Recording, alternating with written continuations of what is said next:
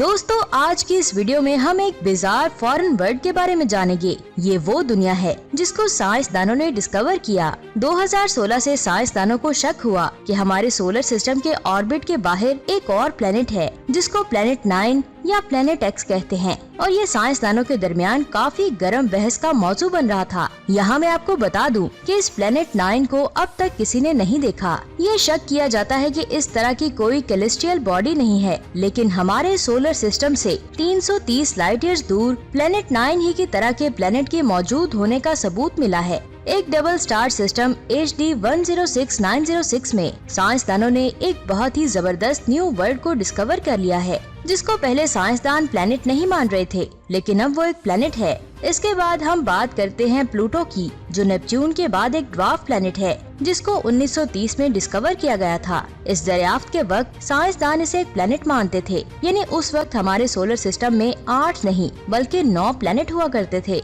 लेकिन 1992 में Kuiper belt के दरियाफ्त के बाद साइंसदानों ने सोचा कि क्या प्लूटो को एक प्लेनेट मानना चाहिए, क्योंकि प्लूटो कुइपर बेल्ट में मौजूद ड्वार्फ प्लेनेट की तरह ही एक ड्वार्फ प्लेनेट है और इसका साइज बहुत ज्यादा छोटा था, यानी इसका साइज हमारे चांद से भी छोटा था। साइंसदान इसकी स्टडी कर रहे थे और फिर 2006 में साइंसदानों ने प्लूटो को ड्वार्फ प्लेनेट करार दे दिया। यहाँ एक सवाल आता है, क्या हमारे सोलर सिस्टम में कोई और बड़ा प्लेनेट है? आप जानते हैं कि कुइपर बेल्ट हमारे सोलर सिस्टम के आउटर एज का हिस्सा है और इसमें कुछ ड्वार्फ प्लैनेट्स, पोटैटो शेप के asteroids, ice lumps, rock fragments और कुछ दूसरी अनइम्पोर्टेंट किस्म की चीजें देखने को मिलती हैं। हमारे सोलर सिस्टम की बाहरी लिमिट्स को हबल स्पेस टेलीस्कोप और कई दूसरे टेलीस्कोप्स की मदद से ऑब्जर्व किया गया और 2015 में इस बिजार वर्ल्ड ने इंटरस्टेलर स्पेस में मिल्की वे की ट्रांजिशन से पहले नासा की तलाश ज्यादा कर दी। कुइपर बेल्ट में मौजूद कुछ ऑब्जेक्ट्स में बिजार वर्ल्ड के फीचर्स हैं। यूनिवर्सिटी ऑफ कैलिफोर्निया के साइंसदानों के मुताबिक ये पता चला कि सूरज से बहुत दूर एक प्लेनेट घूम रहा है और ये सच में एक प्लेनेट है। नेपच्यून के ऑर्बिट के पीछे ये प्लेनेट 9 मैथमेटिकली हमारी जमीन से 10 गुना बड़ा है और इसका ट्रैक भी हैरान करने वाला है। इस प्लेनेट 9 की मॉडल कैलकुलेशन से जाहिर होता है कि इसका एक थ्योरेटिकल ऑर्बिट है जो बहुत ज्यादा फासले से सूरज को ऑर्बिट करता है। ये दूरी इतनी ज्यादा है कि शायद ये कुछ सालों बाद हमारे सूरज को ऑर्बिट करना छोड़ दे। साइंसदानों के मुताबिक ये इम्पॉसिबल है और वो प्लेनेट 9 की थ्योरी को रिजेक्ट भी करते हैं। लेकिन आज हबल स्पेस टेलीस्कोप और कैलिफोर्निया के साइंसदानों ने प्लेनेट 9 के मौजूद होने का सबूत दिया है। ये बहुत से सवालों के साथ बिल्कुल एक नई दुनिया है। हमसे 336 लाइट ईयर्स के फासले पर ये एक स्ट्रेंज प्लेनेट है। साइंसदानों ने इससे पहले HD 106906 जैसी कभी कोई चीज नहीं देखी और ये 15 मिलियन ईयर्स ओल्ड है, यानी ये प्लेनेट अभी बहुत यंग है। ये एक बाइनरी स्टार सिस्टम को ऑर्बिट करता है। ये प्लेनेट अपने स्टार को बहुत दूर से और तिरछा ऑर्बिट करता है, जैसे हाइपोथेटिकल प्लेनेट 9 करता है। अगर इन कंडीशंस को हमारे सोलर सिस्टम में ट्रांसफर कर दिया जाए तो ये प्लेनेट हमारे सूरज से नेपच्यून से ज्यादा 25 गुना दूर होगा। या प्लेनेट 9 को एक बेतरतीब ऑर्बिट में सूरज से 20 गुना दूर घूमना पड़ेगा। HD 106906b भी हमेशा अपने सोलर सिस्टम के ऑर्बिटल प्लेन में नहीं होता। साइंसदान कहते हैं कि इस एक्सोप्लैनेट HD 106906b का कोई सबूत नहीं है कि वो अपने सिस्टम का ओरिजिनल पार्ट है। ये कोई वैगेबॉन्ड प्लेनेट भी हो सकता है जो काफी हद तक अपने स्टार सिस्टम की ग्रेविटी से डॉक्ड हुआ हो, लेकिन साइंसदान ख्याल करते हैं कि ऐसा होना नामुमकिन है। या इस पर मौजूद निशानात से पता चलता है कि HD 106906b अपने स्टार के सेंटर से निकला है। अब बात करते हैं कि ऐसी कौन सी फोर्सेस हैं जो किसी प्लेनेट को स्पेस में निकाल दें। एक पॉसिबिलिटी है कि एक्सोप्लैनेट अपने स्टार के बहुत ज्यादा करीब आ गया होगा और ग्रेविटेशनल इंटरेक्शन की वजह से उस सिस्टम ने इसे बाहर स्पेस में थ्रो कर दिया है। लेकिन प्लेनेट 9 के मामले में इसकी बात करने वाली थ्योरी के ख्याल में हो सकता है कि ये प्लेनेट 9 भी जुपिटर के करीब आया होगा, लेकिन जुपिटर की पावरफुल ग्रेविटी ने इसे दूर स्पेस में सोलर सिस्टम के एज पर थ्रो कर दिया होगा। सवाल ये है कि ये प्लेनेट 9 जब फेंका गया तो ये स्पेस में ज्यादा दूर क्यों नहीं गया?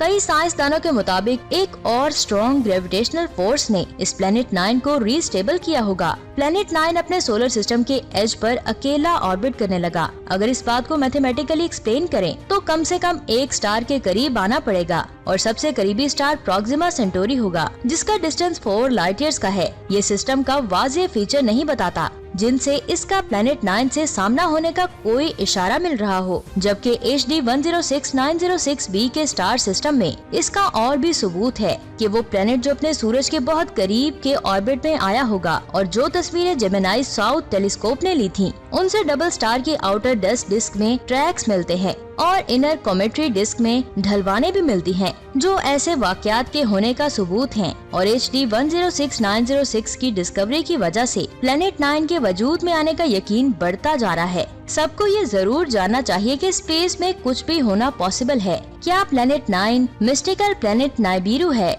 मैं ये यकीन के साथ कह सकती हूँ कि आप इस लेजेंडरी प्लेनेट नाइबिरू को जानते ही होंगे, जिसको किसी वक्त प्लेनेट एक्स के नाम से पुकारा जाता था। हमारे सोलर सिस्टम में मौजूद किसी और बड़े प्लेनेट के होने की थ्योरीज नाइबिरू के बारे में सोचने के लिए ईंधन का काम करती हैं। साइंसदान नाइबिरू के बारे में उन सारी चीजों को सोचते रहे हैं जो इस तरह वजूद में नहीं आती। समरियंस के मुताबिक इस मैजिकल प्लेनेट को 3600 ईयर्स के ऑर्बिट में सूरज के गिर्द घूमना चाहिए। लिहाजा प्लेनेट 9 को अपना ऑर्बिट पूरा करने के लिए 10,000 से 20,000 में सूरज को ऑर्बिट करना पड़ता है। समरियन कल्चर 5500 से 3500 BC में वजूद में आया। हो सकता है कि उस वक्त प्लेनेट 9 सूरज के करीब बहुत करीबी ऑर्बिट में घूमता होगा। मजीद एनोनिकी लेजेंड से पता चलता है कि इन देवताओं की एक नस्ल थी जो प्लेनेट नाइबिरू से जमीन पर आई थी। वो दोस्ती के लिए नहीं बल्कि इस बहुत ज्यादा नीले प्लेनेट पर लूट मार करने आए थे। थ्योरिस के ख्याल में एनोनिकी एक नस्ल थी जिसने एक दफा इंसानी नस्ल को काम करने वाले गुलामों की तरह यूज किया।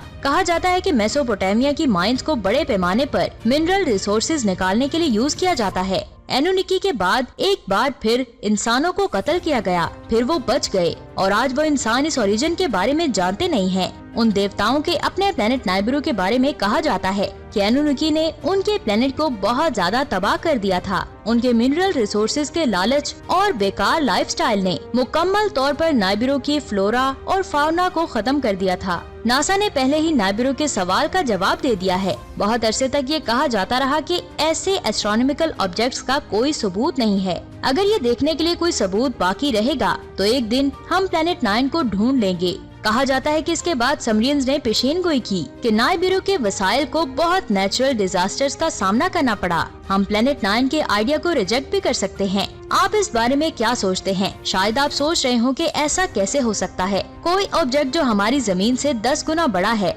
इतनी देर से इसको कैसे नजरअंदाज किया जा सकता है? नीचे कमेंट्स करके जरूर बताएं और ऐसी अमेजिंग वीडियोस को देखने के लिए हमारे चैनल को सब्सक्राइब करके बेल आइकन को जरूर प्रेस करें। अपना बहुत सारा ख्याल रखें।